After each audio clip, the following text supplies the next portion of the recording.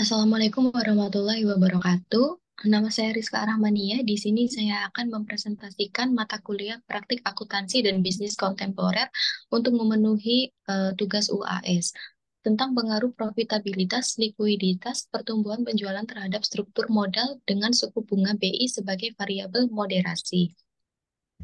Yang pertama adalah latar belakang, yaitu sumber daya paling utama yang dibutuhkan perusahaan untuk dapat menjalankan kegiatan bisnisnya adalah modal.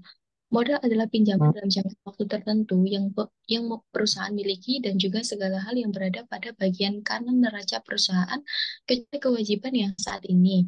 Modal digunakan oleh perusahaan untuk membiayai kegiatan operasional dan investasi perusahaan. Modal dapat berasal dari setoran pemegang saham maupun utang. Selama pandemi COVID-19 melanda, perusahaan-perusahaan mengalami penurunan penjualan bahkan mengalami rugi. Hal ini mengakibatkan banyak negara dan perusahaan yang bertahan atau survive dan membiayai rakyatnya dengan utang.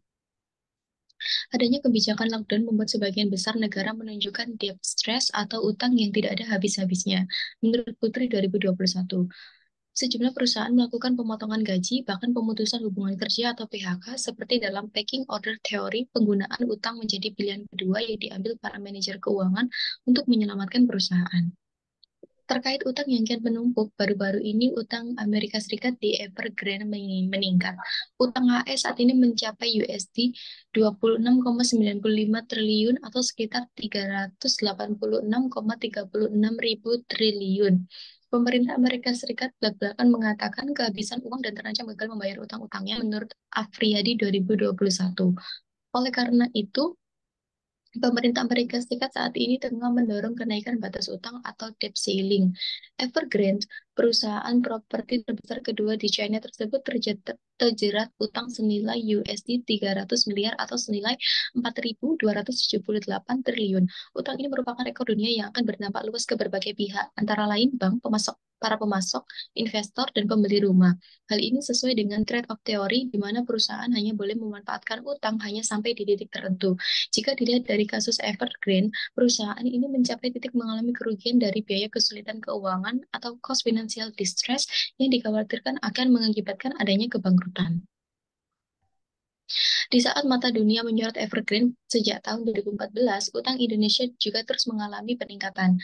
Dalam statistik utang luar negeri Indonesia, tidak hanya pemerintah yang memiliki utang luar negeri dalam jumlah besar, tetapi berbagai perusahaan swasta juga. Bila dilihat menurut sektor ekonominya, jasa keuangan dan ekonomi memiliki jumlah posisi utang luar negeri mencapai 79.532 juta USD pada bulan Agustus 2021 dan merupakan sektor dengan posisi utang luar negeri paling banyak jika dibandingkan sektor lainnya. Sedangkan sektor penyediaan akomodasi dan penyediaan makan minum memiliki jumlah hutang luar negeri yang paling sedikit yaitu sebesar 460 juta USD pada bulan Agustus 2021. Adapun negara Singapura merupakan negara pemberi hutang terbesar dengan jumlah utang mencapai 63.902 juta USD pada bulan Agustus 2021 menurut BI 2021.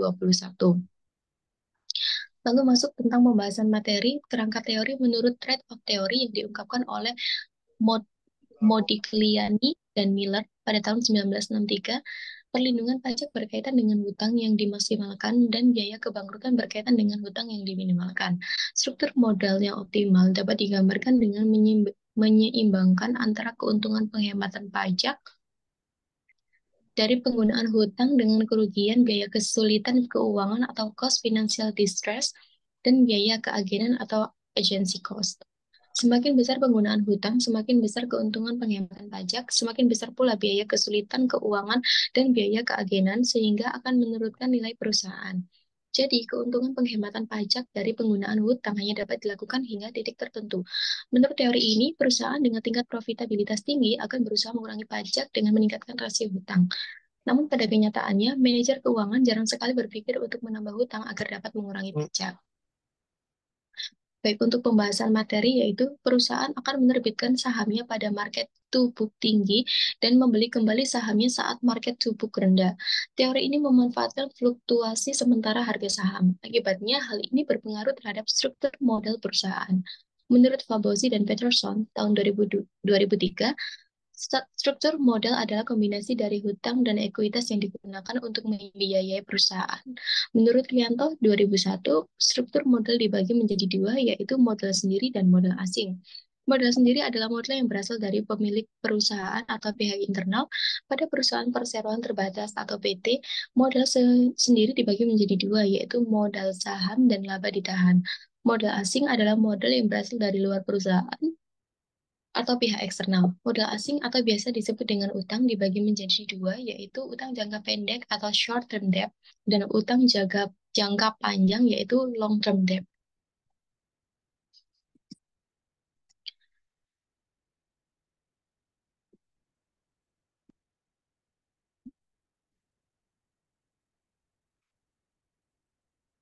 Baik, untuk selanjutnya pengembangan hipotesis profitabilitas merupakan rasio untuk menilai perusahaan dalam mencari keuntungan. Berdasarkan penelitian Syamsiah pada tahun 2014, profitabilitas berpengaruh positif terhadap struktur modal. Perusahaan dengan tingkat profitabilitas tinggi lebih memilih menggunakan modal internal dari laba ditahan atau retained earnings daripada menggunakan modal eksternal dari utang. Hasil ini didukung oleh penelitian Mota dan Moreira pada tahun 2014, Awaludin 2019, Zavala dan Salgado 2019, serta Hussein 2020. Hal ini sejalan dengan trade-off teori yang menyatakan bahwa semakin tinggi profitabilitas, kemungkinan biaya kebangkrutannya akan lebih rendah, menurut Asfaw 2020. Sedangkan menurut Dewi dan Lestari, profitabilitas berpengaruh negatif terhadap struktur modal. Perusahaan dengan profitabilitas tinggi akan lebih menarik banyak investor sehingga diperlukan adanya pembagian dividen yang mengakibatkan berkurangnya laba ditahan. Pada akhirnya, perusahaan juga membutuhkan modal eksternal dari utang. Untuk metode penelitian, yaitu desain penelitian yang digunakan dalam penelitian ini adalah desain penelitian kausal dengan aplikasi yang akan digunakan untuk mengelola data. Adalah aplikasi Avios. Alasan pemilihan populasi adalah karena perusahaan keuangan umumnya memiliki karakteristik penilaian risiko keuangan yang sama. Jika dibandingkan dengan perusahaan sektor keuangan, periode yang digunakan adalah sejak diberlakukan amandemen PSAK 65, laporan keuangan konsolidasian tentang entitas investasi, penerapan pengecualian konsolidasi berlaku secara efektif, yaitu 2016 hingga 2020. Populasi dalam penelitian ini adalah perusahaan sektor keuangan yang terdaftar di Bursa Efek Indonesia sebanyak 649 perusahaan sektor non-keuangan yang terdaftar di BEI. Lalu selanjutnya,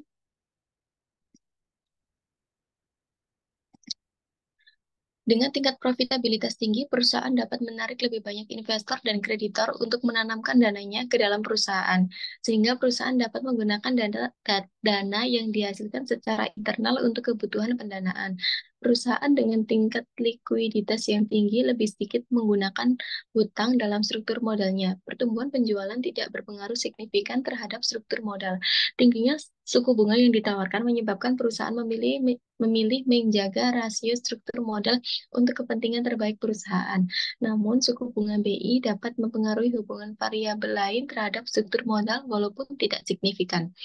Saran dari penelitian ini bagi pihak perusahaan adalah dengan meningkatkan rasio profitabilitas dan likuiditas bagi pemerintah dapat mempengaruhi struktur modal dan menggunakan suku bunga BI.